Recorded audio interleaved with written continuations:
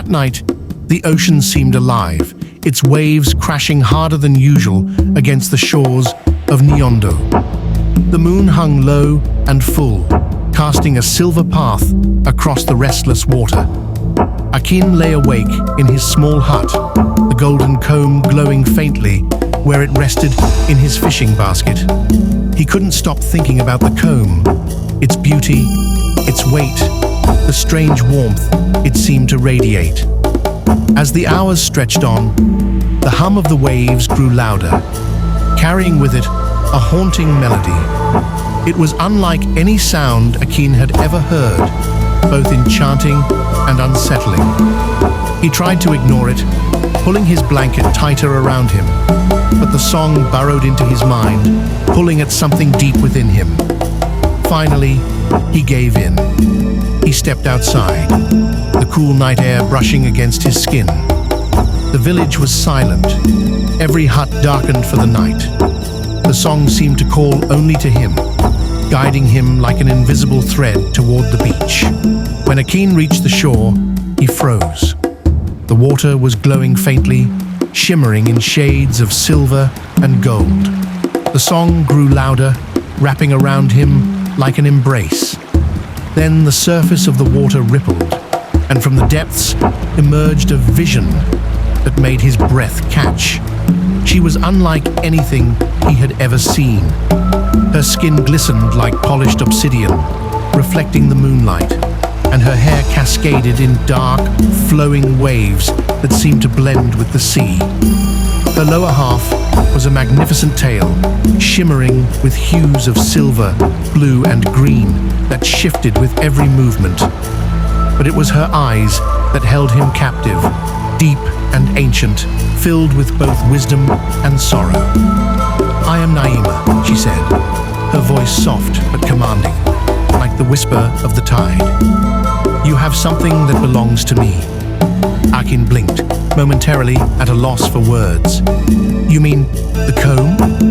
Naima nodded, her gaze unwavering. "It is not just a comb. It is my lifeline, a gift from my father, the Ocean King. Without it, I am bound to this form, unable to return to my true power." Akin hesitated. His heart raced, not from fear, but from the sheer awe of standing before this magical being. "What happens if I return it?" he asked cautiously.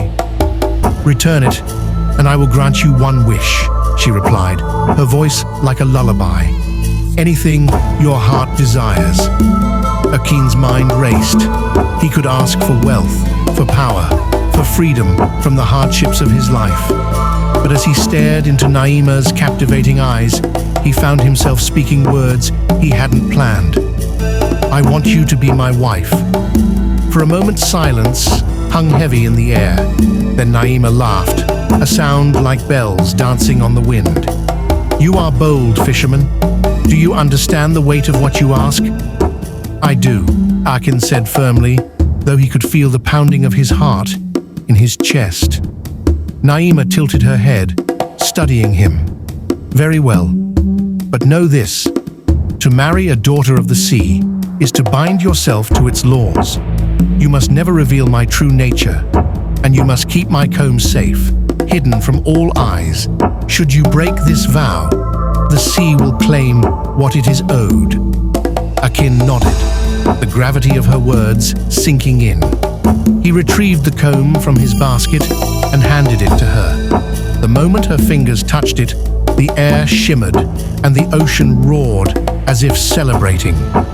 Naima smiled, her sharp teeth glinting faintly in the moonlight. "Then it is done. I am yours, fisherman. Let us see if your heart is as strong as your will." As they walked back to the village together, the waves calmed and the melody faded into the night. Little did Akin know his decision would shape not only his destiny, but the fate of his entire village.